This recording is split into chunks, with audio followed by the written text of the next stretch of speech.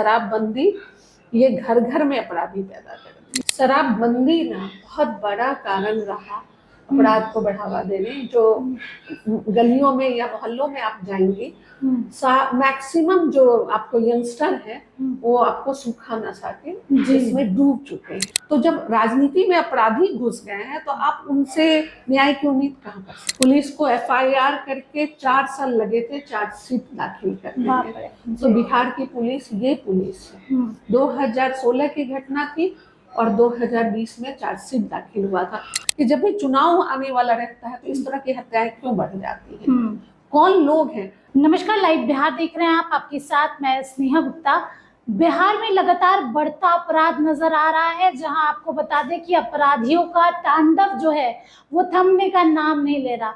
4 जुलाई की देर रात जिस तरीके से गोपाल खेमका की हत्या कर दी गई, और कल ही की बात है कि कल शाम को जिस तरीके से एक स्कूल के टीचर की खगौल में हत्या कर दी गई, उसके बाद से लगातार सरकार पर कई तरीके के सवाल उठ रहे हैं। हमारे साथ खास बातचीत करने के लिए समाज सेवी विनीता मिश्रा जी हैं।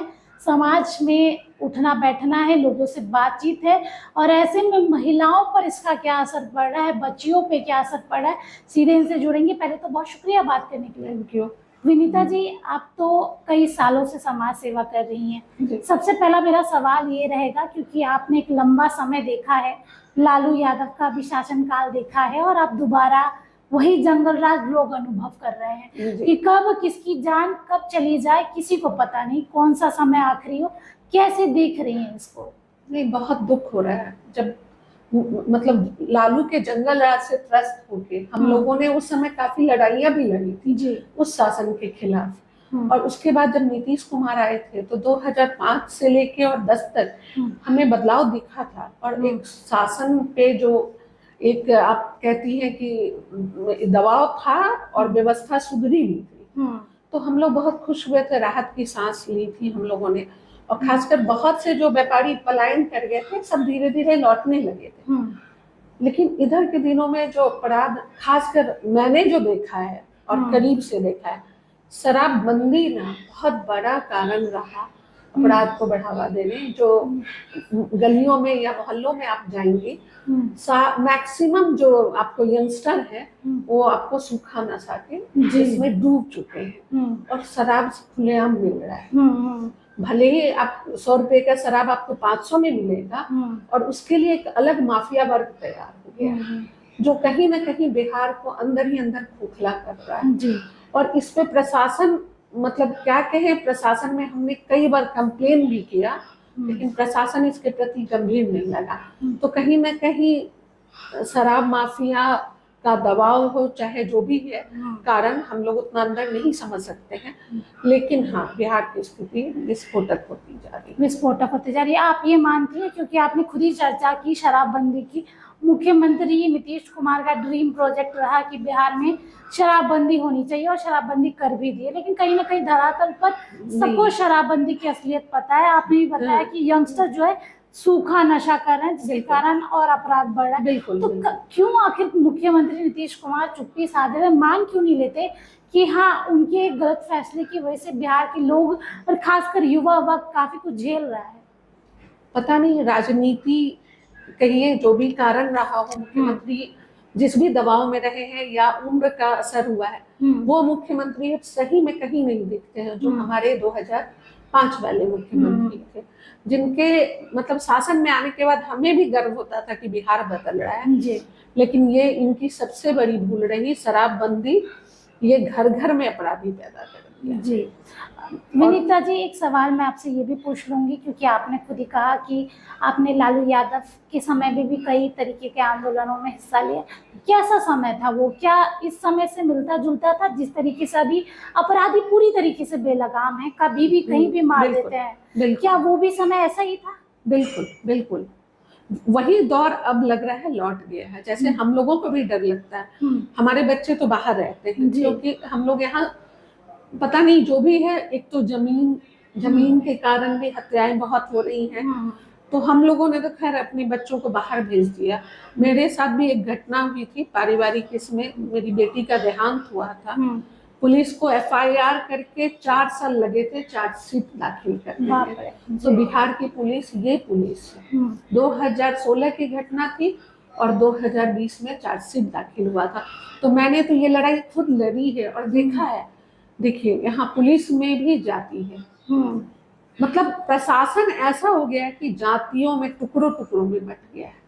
पुलिस का काम होता है बिना स्वार्थ और निर्भीक होकर शासन करना और सबको सुरक्षा देना, लेकिन अब यहाँ न्याय भी आपको जाति पे मिलता है। जाति का बड़ा भूमिका है बिहार की, बहुत बात करें आप। इसमें हमारे नेताओं का तो पूरा हाथ है। और सबसे बड़ी बात है कि जब जमीन माफिया, बालू माफिया, शराब माफिया आप उन्हें सर पे चढ़ाएंगे तो उनके इर्द गिर्द जो लोग रहेंगे वो कोई अच्छे लोग, समाज सेवी तो नहीं होंगे ना। तो आप तो क्रिमिनल को खुद प्रश्रय दे रहे हैं। आप उनमें से कई लोग हैं जो आज MLC MLA बने हुए हैं। तो जब राजनीति में अपराधी घुस गए हैं तो आप उनसे न्याय की उम्मीद कहाँ कर सकते हैं? विनीता जी, सवाल ये भी पूछना चाहूंगी क्योंकि महिला है, आपने भी काफी काम किया है, समय का अभाव भी रहता है, ऐसे में देर रात को निकलना, कहीं बाहर जाना, कब आपकी जिंदगी की आखिरी सांस कोई ले कुछ पता नहीं। महिलाओं पे इसका कैसा असर हो रहा है, क्योंकि आप समाज में उठती बैठती हैं, लोग चर्चा तो करते ही होंगे इस बारे में, कैसा रिस्पॉन्स है लोगों का? इस गिरावट से सभी लोग दुखी हैं, सभी लोग दुखी है। जो एक समय लग रहा था कि नहीं बिहार में सुधार हो रहा है, लेकिन ये खासकर जो अभी गोपाल खेमका जी का हुआ या मलमलिया में अभी जो नरसंहार हुआ है, 3 लोगों को काटा गया है, उसके बाद कल एक स्कूल संचालक, ये सब जो रोज हम लोग सुनते हैं। और सबसे बड़ी बात है एक ये भी हम लोगों के जेहन में कौनता है कि जब भी चुनाव आने वाला रहता है तो इस तरह की हत्याएं क्यों बढ़ जाती हैं?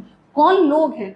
अगर ये गुंजन खेमका के हत्यारे को आप पकड़े रहते, नहीं गुंजन खेमका के हत्यारे को अगर आप पकड़े रहते, हाँ, तो गोपाल खेमका शायद नहीं जाते। ये सबसे बड़ी बात है। आप जब तक अपराधी में डर नहीं पैदा करेंगे तो कहाँ से ये अपराध? एक महिला के लिए कितना दुखद होता है, क्योंकि अगर हम गोपाल खेमका की पत्नी की बात करें, पहले तो बेटा खो दिया, पति खो दिया, काफी पैसा है, पैसे की कोई कमी नहीं है, पर क्या वो पैसा बेटे और पति का दुख भर सकता है? कभी नहीं, कभी नहीं। मैं भी उस दौर से गुजरी हूँ, मुझे पता है।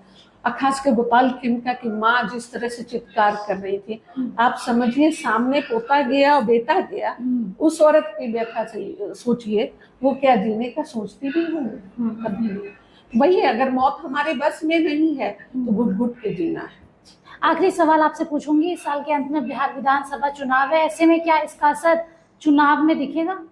लोगों को सोच समझ के वोट देना चाहिए। हम जिसे अपना नेता मानते हैं, क्या सही में वो, मुझे लग रहा है नीतीश कुमार अब मतलब उनका ये अंतिम चुनाव है।